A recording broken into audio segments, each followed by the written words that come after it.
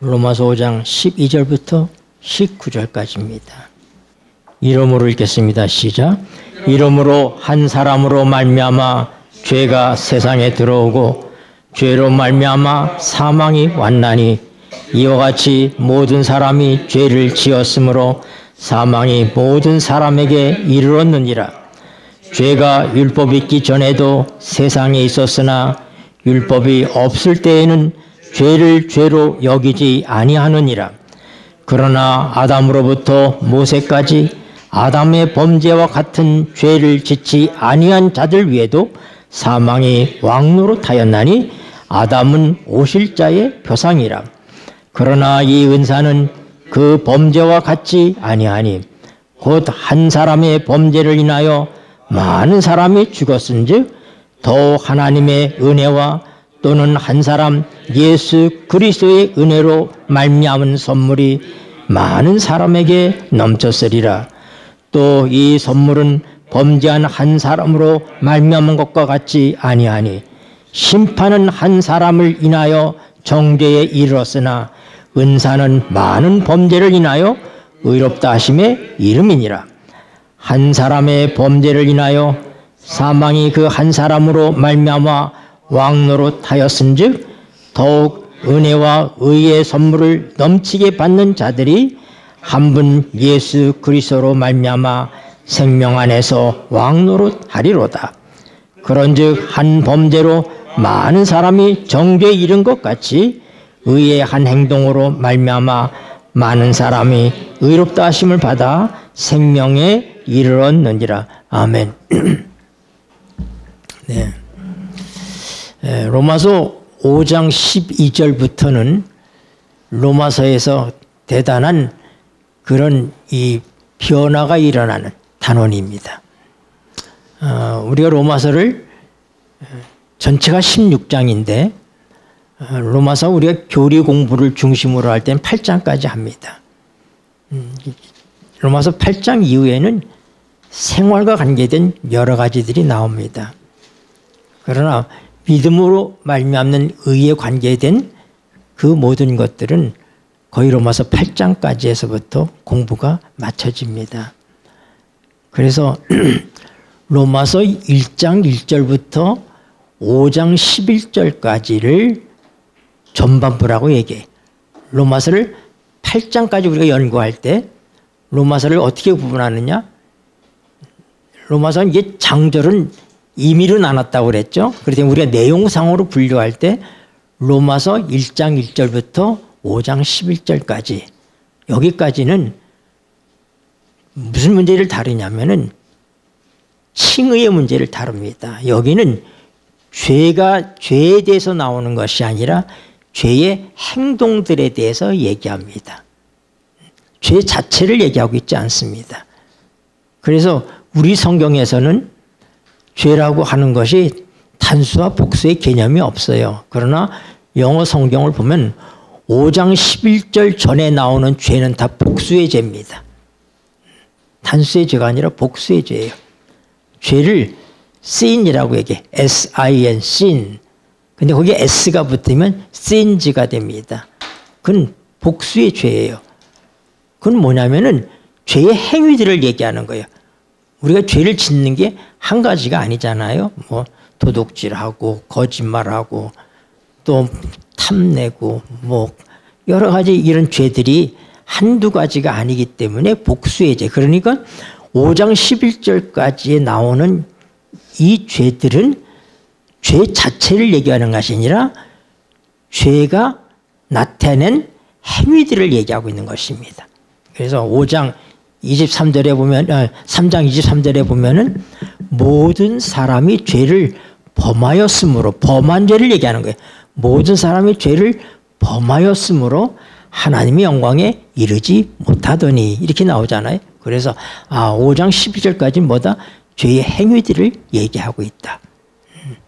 그러면서 3장 25절과 5장 9절에서 예수 그리스도의 피에 대하여서 나옵니다. 예수 그리스도의 피로 말미암아 우리가 이 죄로부터 깨끗함을 받습니다.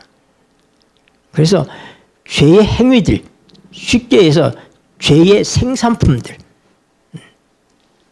공장이 아니고 공장에서 나온 물건들을 얘기하는 거예요.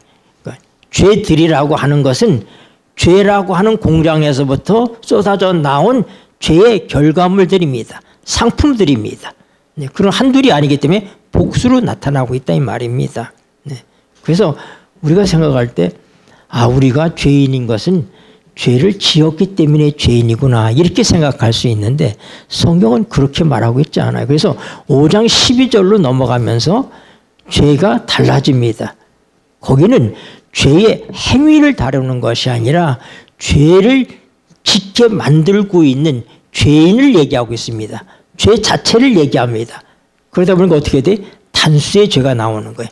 극명하게 5장 11절과 12절을 중심으로 해서 12절까지의 죄는 죄의 결과물들, 죄의 행위들을 다루기 때문에 복수다. 복수의 죄다. 그러나 5장 12절 이후에 나타나는 죄는 죄의 행위를 다루는 것이 아니라 죄를 범하게 만드는 죄 자체를 다루고 있습니다. 죄의 공장을 얘기합니다. 죄인을 얘기합니다. 그래서 그건 뭐예요? 그거는 단수로 되어 있어요. 신으로 나옵니다. 그래서 큰 전환점을 이룬다고 하는 거예요. 우리 이제까지 로마서의 전반부를 공부했다고 봐야 되는 거예요. 우리가 로마서 1장부터 자세히 공부를 하지는 않았지만은 그러나 대략 훑어보는 가운데 이 로마서의 전반부, 이 로마서의 전반부에서 다루는 뭐냐면 우리의 위치의 문제예요. 칭의의 문제예요. 다시 얘기해서 믿음으로 의롭게 되는 것에 대한 문제들을 5장 11절까지 해서 공부하게 되는 것입니다. 그러면 5장 12절부터 8장 39절까지는 우리가 뭘 공부하느냐? 그것은 우리의 성결의 문제, 성화의 문제를 다룹니다. 다시 얘기해서 5장 11절 이전은 칭의와 관련이 있다면 5장 12절 이후는 뭐예요? 우리의 삶과 관련이 있는 구원받은 자의 삶을 얘기하는 우리가 그리스도 안에서 성령의 인도하심을 통해서 우리 삶이 어떻게 변해가는지 어떻게 그리스도를 닮아가는지를 이 5장 12절 이후에 우리에게 보여주고 있는 것입니다.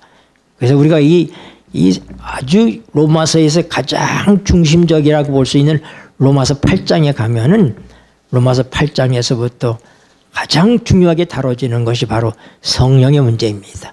그래서 우리의 삶은 성령과 관련이 있어요. 그리스도의 삶은 성령 안에서 사는 것입니다. 로마서 1장에서 16절 17절이 뭐라고 그랬어요? 내가 복음을 부끄러워하지 아니하노니 하면서 사도 바울은 복음을 자랑합니다. 그러면서 뭐라고 그래? 오직 나의 의인은 믿음으로 말미암아 살리라. 네. 성경에 이 말씀이 세 군데 나와요. 네. 히브리서에 나오고 또 갈라디아서에서 나옵니다. 같은 말씀이 오직 나의 의인은 뭘로? 믿음으로 말미암아 살리라. 믿음은 지식이 아닙니다. 머리로 믿는 것이 아니에요. 성경이 말하는 믿음은 삶입니다. 행동하는 믿음입니다. 그래서 우리가 이 말씀을 잘 깨달으면 로마서와 야고보서가 조화를 이루고 있는 걸 알게 될 거예요. 그래서 어떤 성경학자는 얘기하기를 로마서는 믿음의 뿌리라면은 야고보서는 그 열매다. 그렇게 얘기했어요. 그러니까 로마서와 야고보서가 한 믿음 안에서 믿음과 행위는 전혀 다른 것이 아니라 로마서에서 주장하고 있는 믿음은 그것이 한 나무로 봤을 때 뿌리라면은 야고보서에서는 믿음의 나무에서 맺힐 수 있는 열매를 얘기하고 있는 것이다. 그래서 행위라고 하는 것은 믿음에서 이루어지는 열매들인 것입니다. 믿음으로 사는 삶 속에서부터 나타나는 결과물들인 것입니다. 그래서 그것이 구원의 전제가 되느냐? 전혀 그럴 수 없습니다. 그것은 구원받은 자의 삶 속에서부터 이루어지는 일들인 것입니다. 그것은 구원을 위해서 그렇게 우리가 살아야지 되고 그렇게 믿어야지 되는 것이 아니라 이미 구원을 얻은 자의 삶 속에서부터 어때요? 이런 믿음과 이런 삶이 나타난다 이 말입니다. 그래서 이 로마서 5장 12절에 우리가 아주 중요하게 보는 것은 두 사람을 대조시키고 있습니다. 특별히 이 전반부에는 아담에 대해서 얘기하고 있습니다. 네. 아담 한 사람. 그래서 죄라고 하는 것은 한 사람 때문에 들어왔다. 이게 첫 번째 설명에 죄는 뭐라고요? 한 사람 때문에 들어왔다. 그리고 그 죄 때문에 뭐가 왔다? 두 번째, 사망이 왔다. 그리고 이 사망은 모든 사람들에게 미쳤다. 왜요? 우리가 아담이 범죄할 때 아담의 허리에 우리가 있었다. 성경적 용어로 얘기할 때 허리라고 얘기하는 거예요. 우리가 태어나지 않았어요. 태어나지 않은 사람들은 그의 허리에 있었다. 그래서 히브리서 7장에 보면은 멜기세덱과 관련해서 바울 사도가 그렇게 설명하고 있어요. 소돔과 고모라 왕들이 잡혀갔을 때에 롯과 다 잡혀갔죠. 그때 아브라함이 그의 기른 군인들과 또 동맹했던 이 군인들을 데리고 가서 그들을 다 구해가지고 옵니다. 그때 누가 마중을 나오냐면은 살렘 왕 멜기세덱이 마중을 나옵니다. 근데 살렘 왕 멜기세덱은 예수님을 상징하는 존재이기 때문에 그의 시작과 끝이 성경에 없습니다. 우리 예수님은 알파와 오메가시잖아요. 그래서 멜기세덱은 분명 사람입니다. 사람인데 성경의 임의로 예수님을 예표하기 위해서 그의 시작과 끝을 그가 언제 태어났고 어떻게 태어났고 어떻게 죽었다 이런 내용이 없는 거예요. 그냥. 그런데 살렘 왕 멜기세덱은 그 당시에 여호와의 제사장이라고 그랬습니다. 그래서 이 전리품을 가지고 아브라함이 전쟁에서 돌아오면서 멜기세덱이 마중을 나오니까 그에게 11조를 드렸습니다. 그러면 아브라함과 멜기세덱을 놓고 봤을 때 누가 더 위에 있습니까? 아브라함과 멜기세덱 누가 더 위에 있는 거예요? 멜기세덱이 위에 있죠. 그렇죠. 그럼 제사장이니까. 그럼 11조를 받는 입장에 있잖아요. 네. 근데 예수님은 이 땅에 계실 때는 제사장이 아니에요. 왜냐하면 그는 유다 지파의 사람으로 왔잖아요. 이 땅의 제사장의 계통은 레위 지파의 사람들입니다. 아론의 후손들이 제사장입니다.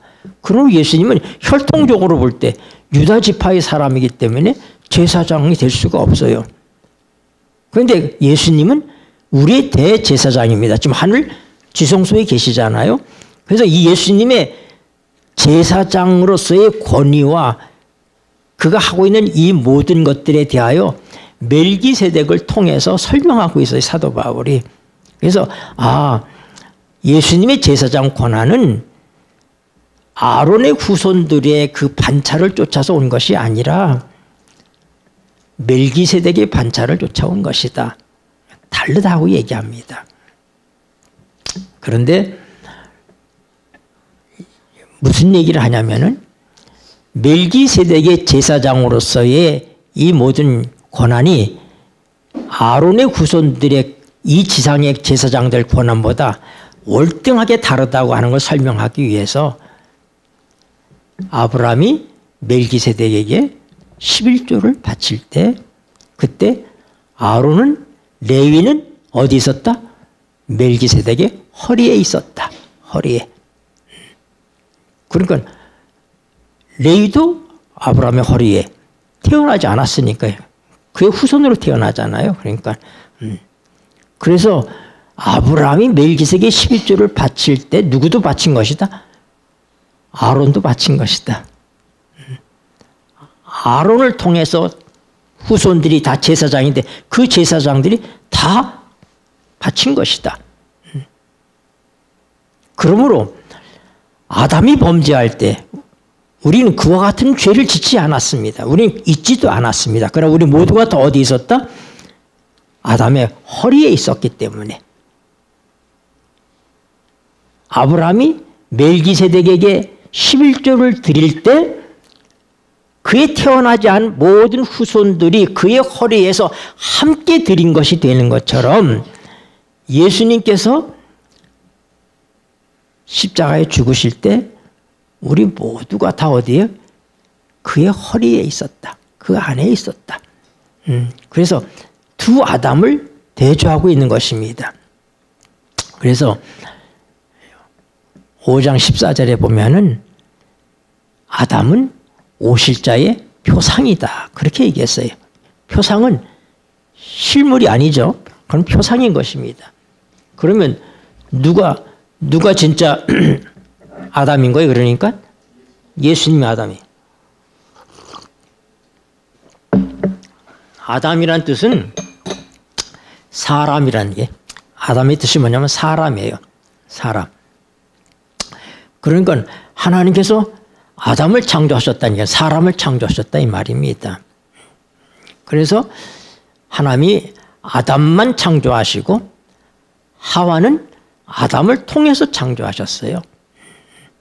그래서 어떻게 보면은 하와는 아담의 배필이지만은 그는 아담의 후손인 것입니다. 왜요? 남자의 허리에서 나왔으니까. 네.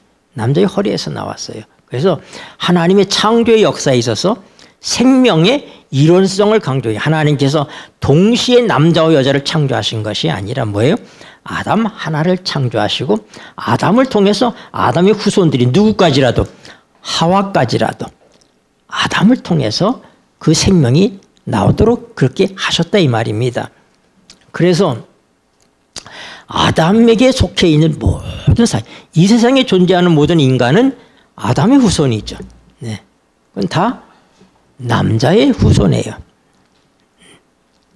모든 인간은 남자를 통해서 태어납니다. 예수님은 여자의 후손입니다. 예수님은 왜 여자의 후손이라고 그랬는가? 그거 아담과 상관없이 태어나기 때문에 그런 거예요. 예수님 외에는 모두가 다 아담 안에서 태어나는 것입니다. 우린 다 아담족으로 태어납니다. 그런데 하나님께서 우리의 타락할 것을 아시고 이 구속 계획을 오래전에 창세전에 하나님께서 세우셨다고 그랬는데 그 계획 속에 하나님이 가지고 있는 진짜 원본 아담이 누구냐면 예수 그리스도신 거예요. 예수 그리스도가 진짜 아담이에요. 그러므로 여러분 예수님께서 아담으로서 모든 아담 족속들을 그가 다 짊어지셨어요. 하나님께서 다 첫 아담의 잘못된 모든 것들을 예수님이 다 짊어지셨다 이 말이다. 그래서 예수님을 무슨 아담이라고 그래? 예수님 무슨 아담? 둘째 아담이라고 얘기해서 틀린 얘기는 없지만 그러나 성경은 분명히 마지막 아담이라고 얘기합니다. 왜냐하면 더 이상의 아담이 없어요. 첫 번째 아담을 통해서 잘못된 모든 것들이 마지막 아담, 거기에 끝나는 것입니다. 십자가는 아담족이 저질러 놓은 모든 하나님 밖에 있는 잘못된 것들을 어떻게 해요? 처리하는 처리장입니다. 가장 더러운 것, 가장 끔찍한 것, 가장 큰 부정적인 장소, 그게 십자가예요. 하나님의 나라에 들어갈 수 없는 모든 것들은 십자가에서 끝장을 내게 되는 것입니다. 그러나 오늘 우리가 눈여겨봐야 될 것은 하나님께서 우리가 지은 죄들을 어떻게 처리하는가. 히브리서를 보세요. 히브리 9장 22절 율법을 쫓아 읽겠습니다. 시작. 율법을 쫓아 거의 모든 물건이 피로써 정결케 되나니 피 흘림이 없은즉 사함이 없느니라. 네. 그러니까 하나님께서 이 모든 죄를 용서하시는 일은 피를 통해서 하시는 거예요. 그러니까 예수님의 보혈이 죄인 아닌 사람으로 만들어주지 않습니다. 예수님의 보혈은 죄를 없애는 일을 하는 것입니다. 우리의 새로운 출생과 관련되는 것은 뭐냐면 십자가예요. 그래서 우리 이전 삶에 있어서 비롯됐던 모든 죄는 뭘로? 예수님의 피로써 깨끗하게 된다. 피 흘림이 없으면 정함이 없다. 요한일서 1장 7절, 우리 잘 아는 말씀이죠. 요한일서 1장 7절. 저가 빛 가운데 읽겠습니다. 시작. 저가 빛 가운데 계신 것 같이 우리도 빛 가운데 행하면 우리가 서로 사귐 있고 그 아들 예수의 피가 우리를 모든 죄에서 깨끗하게 하실 것이요. 네. 예수님의 피가 우리의 모든 죄를 어떻게 깨끗하게 한다고 그랬어요. 그러니까 로마서 1장 1절부터 5장 11절까지의 나타난 죄들은 뭘로서 하나님께서 처리를 하십니까? 예수님의 피로서 처리하시는 거예요. 네, 피로서. 그런데 5장 12절 이후에 넘어가면서 이제 우리의 본원적인 문제를 다룹니다. 우리가 왜 죄를 짓느냐? 우리가 왜 죄를 짓느냐? 우리가 죄인으로 태어났기 때문이다. 어떻게 우리가 죄인이 되었느냐? 아담이 죄를 짓기 때문에. 아담이 죄를 질 때 우리가 다 그 안에 있었기 때문에 우리는 똑같은 죄인이 되었다고 얘기하는 것입니다. 그래서 우리가 죄를 짓는 것은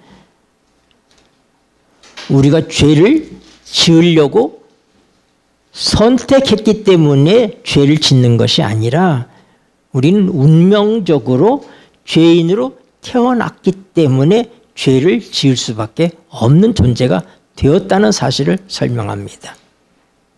그래서 죄는 우리 여러 사람의 죄를 얘기하고 있지 않아요. 한 사람을 얘기하는 것입니다. 하나님께서 한 사람. 하나님에게 필요한 것은 한 사람이에요. 네. 여러분 인간을 창조할 때도 한 사람으로 창조했잖아요. 아담 한 사람을 창조했잖아요. 더 나아가서 여러분 하나님께서 우리를 창조할 때 세포 하나로 시작하셨을 거예요. 세포 하나로. 네. 흙의 원소를 통해서 세포 하나에서부터 어떻게 돼? 이것이 분열하면서 어떻게 돼? 우리의 모양을 이루어가는 거예요. 엄마 뱃속에서부터 세포 하나에서부터 시작하는 거예요. 그래서 우리가 창조 역사를 보면 천사들과 우리가 확연하게 다릅니다. 존재적으로 다릅니다. 왜냐하면 천사는 하나님께서 한 번에 창조하셨어요. 사람은 한 사람만 창조하셨어요. 그리고 뭐 하고요? 생육하고 번성하라고 얘기했습니다. 네. 그래서 인간 창조와 천사의 창조가 이렇게 다릅니다. 왜 다를까? 많은 것들을 생각할 수 있어요. 창조 자체가 다르다는 얘기는 존재 자체가 다르고 가치가 다르다고 하는 것입니다. 그래서 천사는 하나님에게 있어서의 자녀로 불려지지 않습니다. 그건 종으로 불려집니다. 천사는 하나님께서 부리는 종으로서 하나님의 일을 수행하는 자들로 창조하셨어요. 물론 하나님 천사도 사랑하시죠. 그러나 인간은 하나님의 자녀로서 하나님의 사랑의 대상으로서 사랑의 결과물로서 우리를 창조하셨어요. 하나님의 사랑은 천사 창조와 인간의 창조에서 확연하게 달라집니다. 인간을 창조하기 전에 하나님은 이미 루스벨이 타락했고 루스벨이 어떻게 할 것을 다 알고 계셨습니다. 그런데 하나님께서 세상을 창조하신 거예요. 이 지구를 막내로서 창조하신 것입니다. 그러면서 이 지구에 아담을 창조하셨지만 범죄로 인해서 그 아담이 죄인이 되고 죄인이 된다는 얘기는 하나님 앞에서부터 떨어져 나간다는 얘기예요. 하나님부터 끊어져 버린다가 그런 의미입니다.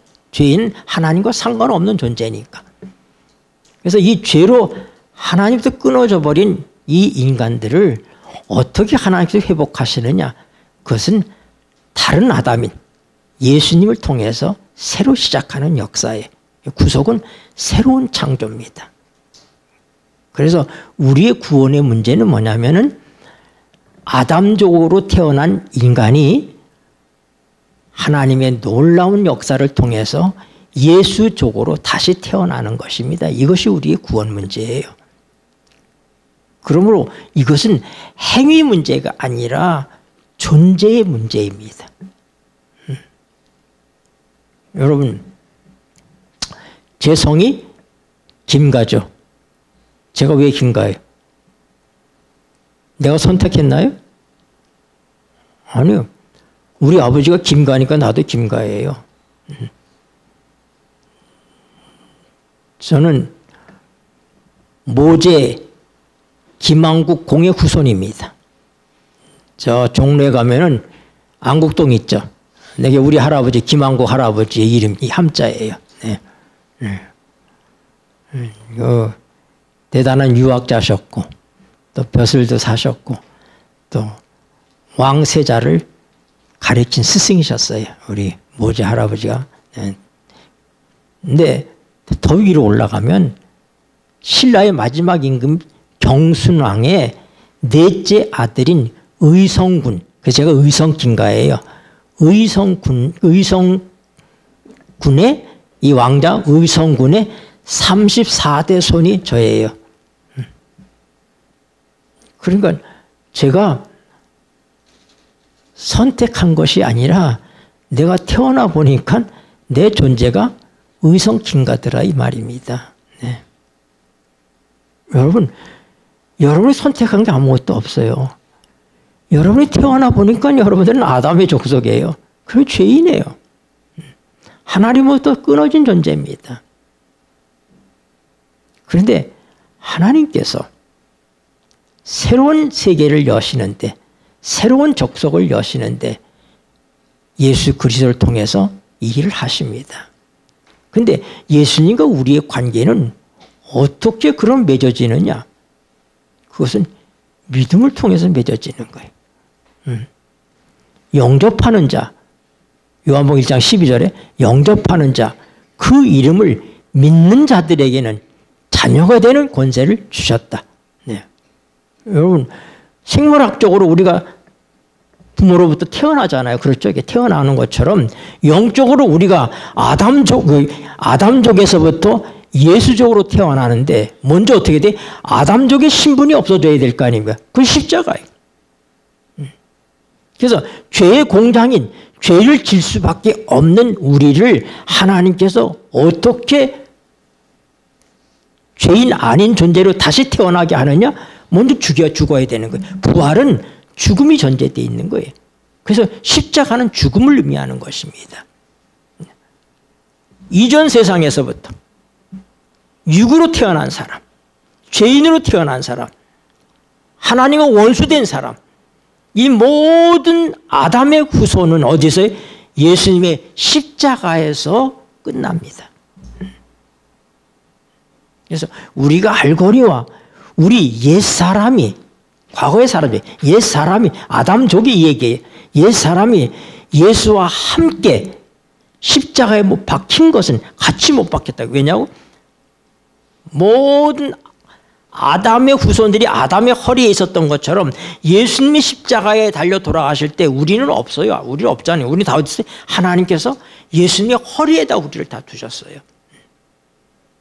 그래서 그분이 죽으심으로 우리의 과거에 우리가 아담족으로 있던 우리 모두가 다 같이 죽은 것입니다. 그런데 거기서 끝났으면 희망이 없어요. 근데 어떻게 돼요? 예수님이 살아나셨잖아요. 그래서 로마서 4장 25절 우리가 그동안 많이 공부했죠?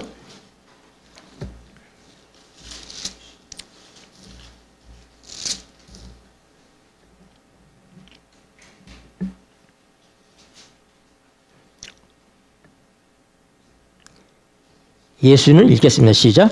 예수는 우리 범죄함을 인하여 내어줌이 되고 또한 우리를 의롭다 하심을 위하여 살아나셨느니라.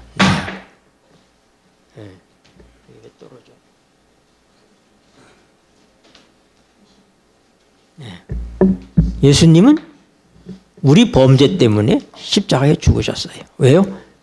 그걸 처리하기 위해서. 우리 옛사람을 처리하기 위해서. 아담이 저질러 놓은 모든 것들을 설거지하시기 위해서. 그걸 말끔히 끝내기 위해서. 그래서 고린도서 15장 50절에 보면은 혈과 육은 하나님의 나라를 유업으로 받을 수 없다. 우리는 다 혈과 육으로 존재하는 사람들입니다. 아담의 후손은 혈과 육의 존재들입니다. 우리가 다 육으로 태어났잖아요. 그러나 예수적으로 태어나는 것은 우리가 영으로 태어나는 것입니다. 영적 존재로 태어나는 거예요. 그래서 첫사람, 고린도서 15장 45절에 첫사람 아담은 산영이 되었다함과 같이, 산영이란 뭐냐면은 산 사람이다 이런 얘기예요. 산 사람이다. living soul, 생혼이다. 인간은 혼적인 존재이기 때문에 흙에서 왔잖아요. 마지막 아담은 누구? 예수님은 소울이 아니라 스피릿이에요. 라이프 기빙 스피릿, 살려주는 영이시다. 생명을 주는 영이시다. 그래서 우리가 아담으로 태어났기 때문에 우리가 다 산영으로 태어나는 거예요. 우리가 혼적인 존재로 태어나잖아요. 우리 영적인 존재가 아니라 혼적인 존재예요. 이 혼이라고 하는 것은 우리의 자아를 얘기해요. 하나님의 흙으로 사람을 만드시고 하나님의 생명이 우리에게 오니까 뭐가 생겼어요? 우리의 의식이 생겨났어요. 내가 나를 의식하는 의식이 생겨났어요. 이걸 혼이라고 얘기하는 거예요. 내게 감정도 생겼고 내게 의지도 있고 또 내가 어떤 것들을 판단하고 또 이해하고 받아들이는 그런 지적인 능력이 생겼어요. 그래서 인간을 얘기할 때 인격적 존재는 뭘 갖고 있다? 지정의를 가지고 있다. 지적인 능력. 그 다음에 감정, 의지가 온전할 때, 그럴 때 나이가 든다고 무조건 투표권 주는 게 아니에요. 우리의 지정의가 정상일 때 나라가 투표권을 줍니다. 허우대는 멀쩡하지만은 말도 잘하고 다 하지만은 제가 저 신철원의 한 요양원에 가보니까 거기 아주 잘생긴 남녀들, 청년들, 뭐 이런 게 처녀들이 참 많이 있는데 진짜 행복해, 그 사람들은. 왜냐하면 그 사람들은 이 의식이 조금 부족해요. 시계로 치면 12시 5분 전이야. 그러니까 우리가 생각하는 고민, 우리가 생각하는 어떤 그런 것들을 그 사람들은 별로 하지 않아요. 네. 그 사람들은 투표권 없습니다. 네. 신체는 다 건강하지만 정신이 온전하지 않기 때문에. 네. 그런 것처럼 온전한 인격을 얘기할 때 지정의를 얘기하는데 하나님의 생기가 우리에게 오고 나니까 우리에게 뭐가 생겼다? 그런 지정의가 생겼다. 나를 나로 의식하는 자아가 생겼다. 그걸 성경은 혼이라고 얘기하고 있어요. 혼. 혼은 많은 경우에 우리의 감정이나 우리의 의지나 우리의 지적인 능력으로 번역되고 있습니다. 성경에서. 그런데 그렇게 되었는데 예수님은 혼적인 존재가 아니라 영이시잖아요. 하나님은 영이시다고 그랬잖아요. 그 예수님이 뭐냐면 생명을 주는 영, 라이프 기빙 스피릿이에요. 소울이 아니야. 소울이 아니라 스피릿이에요. 성령은 스피릿이잖아. 홀리 스피릿이잖아요. 하나님이 영이시잖아요. 그 예수님께서 부활하실 때 생명을 주시는 영으로 부활하셨다 이 말입니다. 근데 성경은 뭐냐면 하나님께서 예수님과 우리를 연합시켰어요. 구속의 역사는. 그래서 뭐예요? 로마서 6장 5절은 그리스도의 죽으심을 본받아 연합한 자가 되었으면 그의 부활하심을 본받아 연합한 자가 되리라. 그래, 예수님이 죽으실 때 그가 사람으로서 죽으셨잖아요. 인자로 오셨으니까.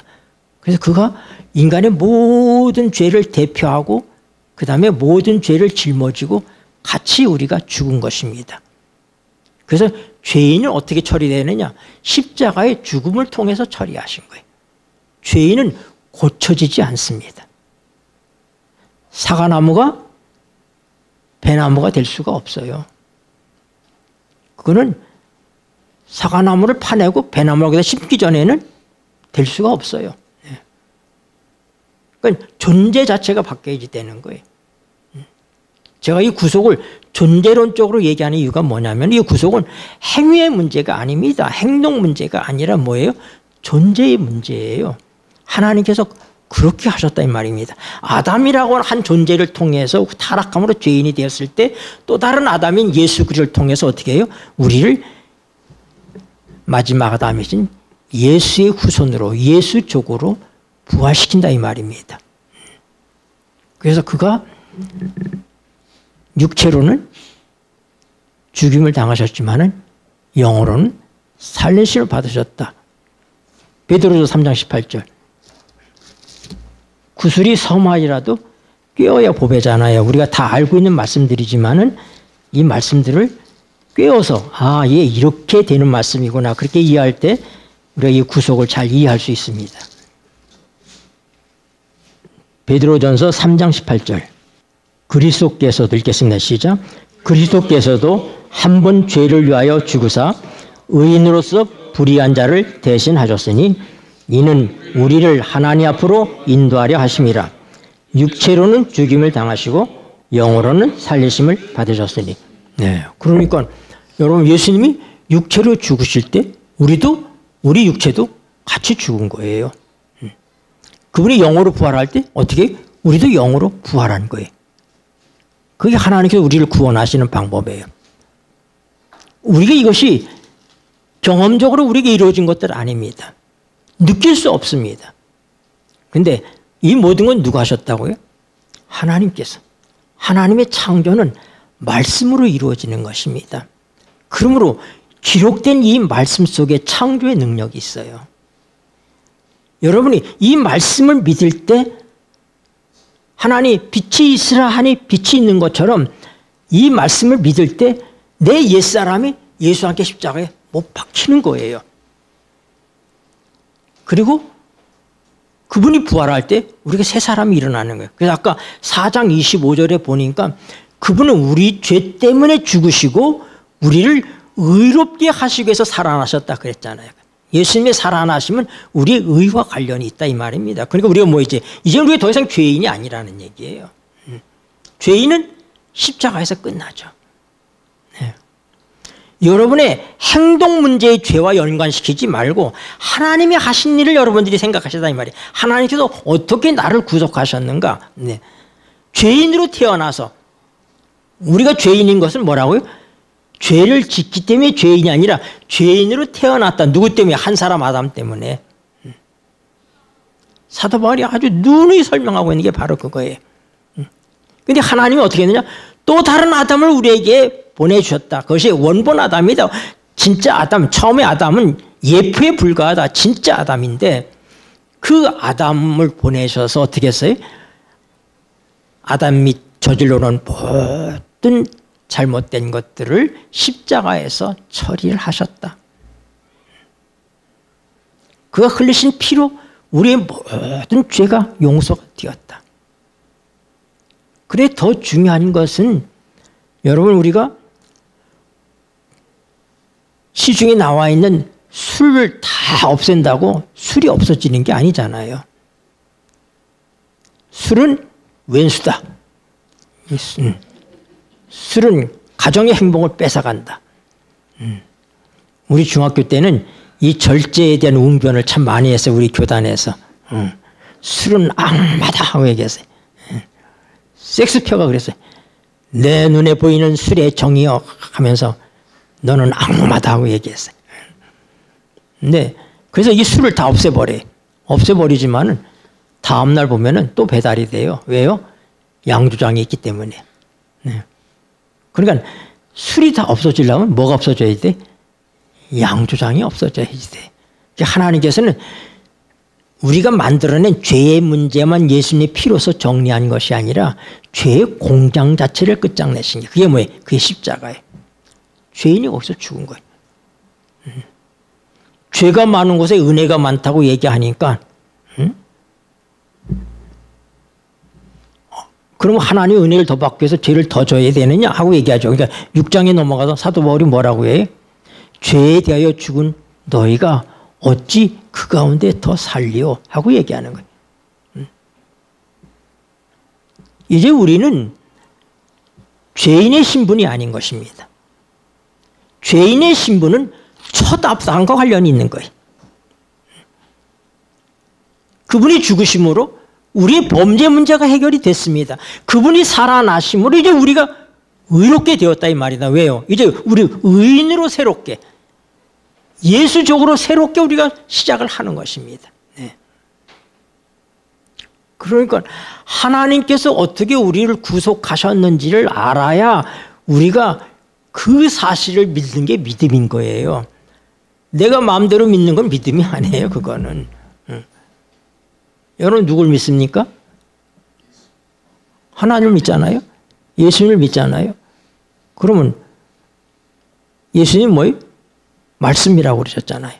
우리의 믿음은 말씀에 대한 믿음이에요. 근데 똑같은 말씀을 보면서도 뭐예요?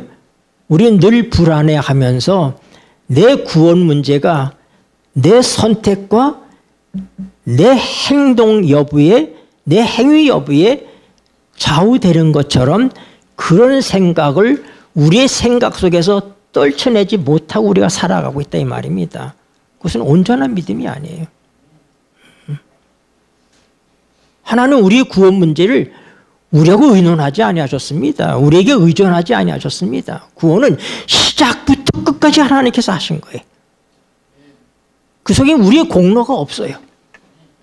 단지 뭐냐면은 그분이 우리를 구원하셨기 때문에 그 구원의 은혜가 우리의 삶 속에서도 놀라운 축복들을 갖다 줍니다.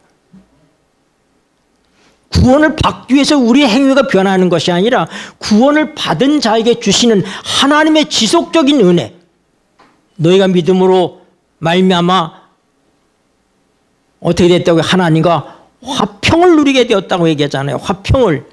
그리고 하나님의 은혜 안에 서 있다고 얘기하잖아요. 우리가 은혜를 받는 입장에 있기 때문에 옛날에는 내가 뭘 해보려고 안 됐는데 하나님의 은혜 속에서부터 우리의 삶이 달라져 가는 것이지 우리의 삶이 달라지기 때문에 하나님께서 됐어 하고 우리를 구원해 주는 게 아니다 이 말입니다. 네. 우리의 구원 문제는 전적인 하나님의 역사에 하나님께서 하신 것입니다. 네. 그러니까 여러분들이 불안해하는 것은 말씀에 대한 믿음이 올바르지 않다고 하는 거예요. 이것이 마치 나의 어떠함에 의해서 나의 구원 문제가 결정되는 것처럼 불안한 것입니다. 그럼 우리가 주님 안에 있으면 우리 옛사람이 끝나고 그분이 살아나시면 우리를 의롭다고 하셨잖아요. 6장 로마서 6장 4절을 보세요. 로마서 6장 4절. 그러므로 우리가 읽겠습니다. 시작. 그러므로 우리가 그의 죽으심과 합하여 침례를 받음으로 그와 함께 장사되었나니 이는 아버지의 영광으로 말미암아 그리스도를 죽은 자 가운데서 살리신 것 같이 우리로 또한 새 생명 가운데서 행하게 하려 하심이니라. 네. 자, 4장 25절은 5장 11절 이전에 있잖아요. 그렇죠? 네. 그건 뭐예요? 칭의와 관련된 거예요. 그러니까 예수님이 살아나신 것, 부활하신 것은 우리를 의롭다 하시기 위해서 살아나셨다. 칭의에 칭의. 그런데 5장 12절 이후는 성화의 문제라고 그랬죠. 우리의 삶의 문제들을 다루고 있어요. 그 삶의 문제를 다루니까 6장 4절은 당연히 뭐예요? 성화와 관련되어 있잖아요. 예수님이 왜 부활했느냐? 4장 25절에서는 칭의와 관련해서 우리를 의롭다 하시기 위해서 살아나셨는데 6장 4절은 우리를 새 생명 가운데 행하게 하기 위해서 그리스도를 죽은 자 가운데서 살리신 것 같이 우리로 또한 새 생명 가운데서 행하게 하려 함이니라. 여러분, 예수님의 부활은 칭의를 우리에게 줄 뿐만 아니라 우리에게 새 삶을 줍니다. 새 삶을 주는 거예요. 그래서 어떻게 하나님이 대책도 없이 자식을 낳는 무책임한 부모 아닙니다. 무책임한 부모들 있죠. 준비도 안 하고 그냥 막 애를 낳아놓고는 기르지도 못하고 이런 일들이 많잖아요. 우리 하나님은 완전하신 하나님이세요. 완전한 사랑이신 하나님이. 하나님께서는 완벽한 준비를 하셨어요. 그래서 어떻게 해요? 예수님께서 모든 구원을 다 이루시고 그분이 살아나셔서 하나님 보좌 우편에서 대제사장으로 우리를 중보하시면서 아버지의 약속을 받아서 성령을 우리에게 보내셔서 보혜사가 우리 안에 계시도록 하셔가지고 사단의 모든 공격으로부터 우리를 막아줄 수 있도록 했어요. 왜냐하면 우리는 이제 하나님의 것이잖아요. 하나님의 나라가 우리에게 왔잖아요. 우리가 하나님의 성전이잖아요. 그리고 어떻게 돼? 사단이 찝쩍거리지 못하게 그분이 우리를 막으시고 계시는 거예요. 이런 모든 준비를 하나님께서는 완전하게 이루셨다 이 말입니다. 그러니까 이것이 뒤섞여가지고 이것이 마치 내 행위 문제가 구원과 관련이 있는 것처럼 그렇게 생각하면 안 돼. 구원은 하나님이 끝내신 거예요. 그리고 우리는 그분을 우리가 그분을 영접했는데 영접하는 게 고문하고 그 사람 그걸 믿는 거예요. 이 사실 그대로 믿는 것입니다. 여러분 세상에 사람들 아무 사람은 이거 믿는 거 아니에요. 그러니까 예수 그리스도의 부활의 생명에 참여하는 사람은 모든 사람이 다 들어가는 게 아니에요. 믿는 자만 거기에 참여하게 되는 거예요. 사실은 예수님께서 모든 사람을 위해서 돌아가셨지만은 그 실제적으로다가 그 혜택을 보는 사람, 그 적용을 받는 사람 어떤 사람이다? 그분을 영접하는 사람, 그 사람을 믿는 존재들이다 이 말이야. 그런 믿는 사람 속에는 어떤 역사가 일어나? 하나님이 준비하신 모든 것들이 우리에게 일어나게 돼 있는 거예요. 완전한 후속 조치를 다 해놨다 이 말입니다. 근데 그 후속 조치를 해놓은 것이 마치 우리의 구원의 관건이 되어서 내가 이렇게 잘 살고 순종하고 이렇게 하면 내가 구원받고 그렇지 않으면 내가 구원을 잃을 것처럼 이렇게 불안불안해하는 것은 성경적이지 않다고 하는 거예요. 이건 하나님께서 준비하신 구원의 길이 아니다 이 말입니다. 은혜라고 하는 것은 값없이 주어지는 것이잖아요. 우리는 법 아래 있지 않고 뭐 아래 있다? 은혜 아래 있다고 얘기하잖아요. 은혜 아래 있다고 하는 말이 얼마나 기가 막힌 얘기인지를 여러분들이 제가 이해하는 것처럼 여러분도 그렇게 이해했으면 좋겠습니다. 우리는 옛날에 아담족으로 태어나서 법 아래 있던 사람들이 아닙니다. 우리는 이제 예수족으로 다시 태어나서 뭐요? 은혜 아래 있는 사람들입니다. 여러분 아담과 예수님을 이 5장에서 12절 위에 좀 비교를 하고 있습니다. 그래서 아담은 왜 죄를 지었는가? 그건 하나님이 그에게 시키지 않았습니다. 그건 완전히 아담의 자기 의지로 죄를 지은 것입니다. 그런데 왜 예수님은 십자가에서 죽으셨는가? 하나님이 그에게 죽으라고 한 거 아닙니다. 예수님도 자발적으로 우리를 사랑하시기 때문에 자기 희생을 이루신 거예요. 그러니까 아담이 한 행동과 예수님의 한 행동이 극명하게 다릅니다. 아담은 뭐예요? 이기적이에요. 자기 욕심대로. 자기를 위해서 한 행동이고 예수님은 자기를 희생하는 행동이 우리를 살리기 위해서. 네. 이것이 아담의 행동과 마지막 아담의 행동의 동기의 차이점입니다. 그 결과는 어떻게 됐어요? 아담의 욕심이 사망을 가져왔습니다. 그러나 예수님의 죽으심이 우리를 어떻게 했어요? 생명 안에서 왕노릇하게 했습니다. 생명을 우리에게 주셨어요. 제가 누누이 얘기하잖아요. 지구에 존재하는 모든 피조물들 가운데 하나님과 같은 생명을 약속받고 주어진 존재는 우리들밖에 없습니다. 이 원어 성경으로 보면 하나님의 생명은 조예예요. 조예. 하나님의 생명을 할 때 이 영생을 얘기하고 하나님의 생명을 언제 조예라고 얘기합니다. 그런데 우리가 거듭날 때 받는 생명이 조예예요. 그러니까 하나님의 생명이 우리에게 오는 거예요. 네.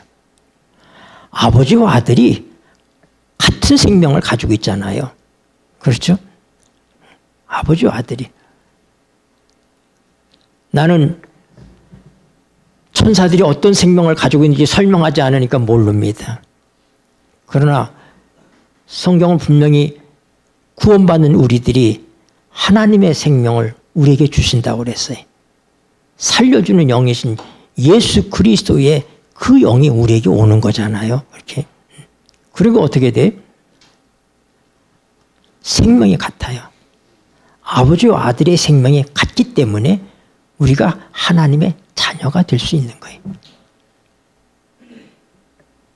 만약에 하나님께서 천사에게도 하나님과 똑같은 조회라는 생명을 주셨다면 아들이라고 얘기하겠죠. 모든 생명을 하나님이 갖고 계셔요. 제가 얘기했잖아요. 이 꽃이나 이 나무나 기어다니는 개미나 그거 다 생명. 하나님이 생명을 주신 거예요. 근데 그 생명은 다 뭐라고 해요? 푸스케라고 얘기해요. 그냥 푸스케. 일반적인 생명 푸스케. 그런데 하나님 자신이 가지고 있는 생명은 성경은 분명히 구별되게 조회라고 표현하고 있어요. 그리고 그 생명을 하나님께서 아들에게 예수님도 원래 조회시잖아요. 하나님이시니까. 근데 그가 사람이 됐잖아요. 인간이 되니까 하나님께서 아담에게 자기의 생명을 주십니다. 아버지의 생명을 주셔요. 자, 요한복음 5장 26절 아버지께서 읽겠습니다. 시작. 아버지께서 자기 속에 생명이 있음 같이 아들에게도 생명을 주어 그 속에 있게 하셨고. 자, 28절 이를 기이 여기지 말라. 시작.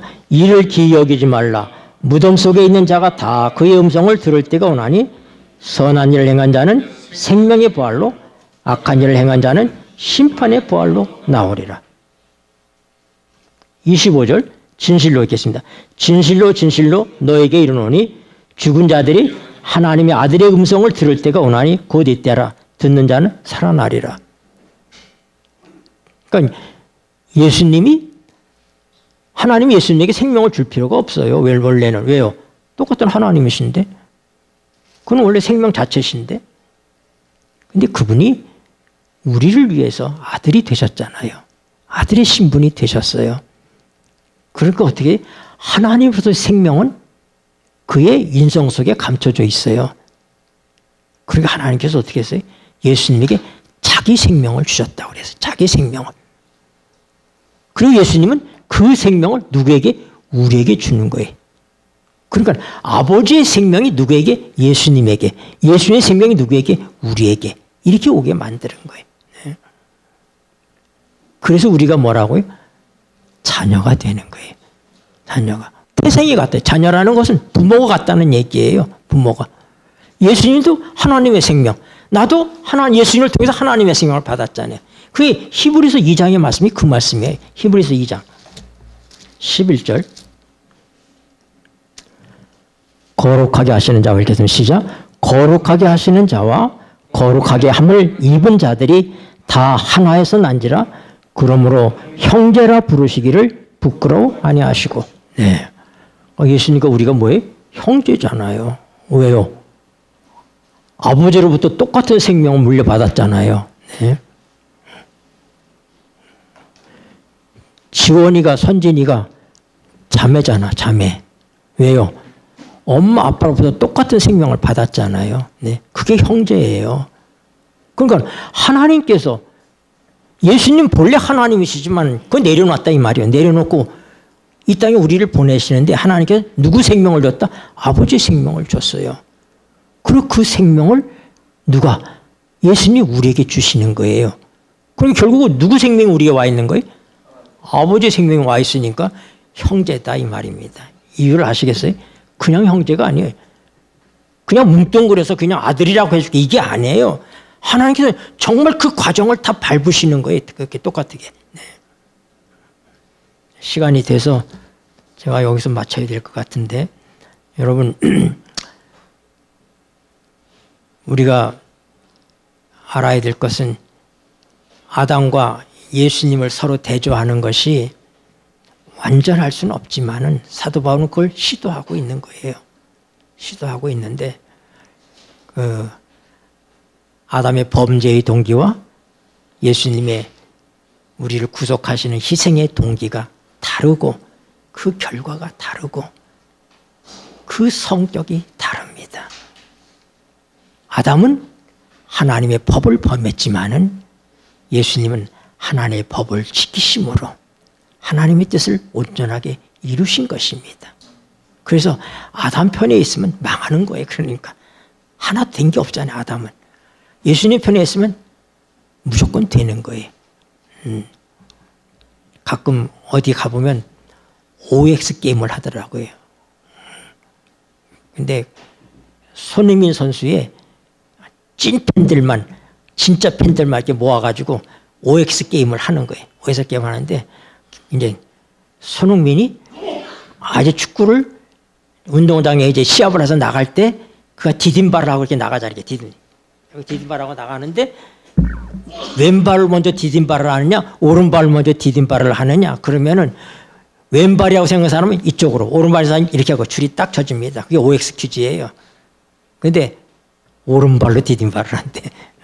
그 이쪽에 다 틀린 거 이쪽에 다 맞는 거잖아요. 네? 여러분 OX 퀴즈처럼 우리가 예수 편에 있느냐 아담 편에 있느냐 이거예요. 그거는 어려운 문제가 아니에요. 델리케이트하지 않아요. 복잡하지 않아요. 네. 예수님 편에 있으면 무조건 O예요. 예수님 편 안 있으면 X예요. 네. 그러니까 예수님께서 하시는 말씀대로 우리가 따라가면 되는 거예요. 이거는 뭐라고 그랬어요? 수고하고 무거운 짐진 자들아 다 내게로 오라. 내가 너희를 편히 쉬게 하리라. 나는 마음이 온유하고 겸손하니 내 멍에를 메고 내게 와서 배우라. 내 짐은 쉽고 가벼우니라. 예수님 편의 일을 쉽고 가볍다고 얘기하고 있습니다. 여러분이 아직도 무겁다고 생각하면 잘못되어 있는 거예요. 예수님 편에 있으면 쉽고 가볍습니다. 왜요? 다 해주시기 때문에 그래. 다 해주시기. 나를 통해서 놀라운 역사들이 일어날 수 있습니다. 놀라운 변화들이 일어날 수 있습니다. 그러나 그것은 부단한 내 노력의 결과가 아니라 은혜의 결과들인 거예요. 그분이 해주시는 것입니다. 쉽고 가벼운 거예요. 기도하시겠습니다. 고마우신 하늘아버지, 우리에게 주신 이 놀라운 하나님의 사랑의 결과인 창조와 구속을 인하여 감사를 드립니다. 우리가 잠시 이 죄악 세상에서 아담의 후손으로서 불행한 삶을 산 것처럼 보이지만 그러나 성경은 우리가 잠시 받는 이 어려움들이 우리가 미래에 받을 영광에 비교하면 너무나 가볍다. 왜 그렇게 말씀하셨는지, 우리를 진짜 하나님의 영원한 아들로 세우시는 하나님의 이 놀라운 구속의 역사를 우리가 좀 더 확실하고 좀 더 깊이 깨달아서 이제는 방황하지 않고 주님이 우리에게 주시는 주님의 멍에를 메고 쉽고 가볍고 은혜로운 삶을 살게 하여 주시옵소서. 예수님의 이름으로 기도드립니다. 아멘.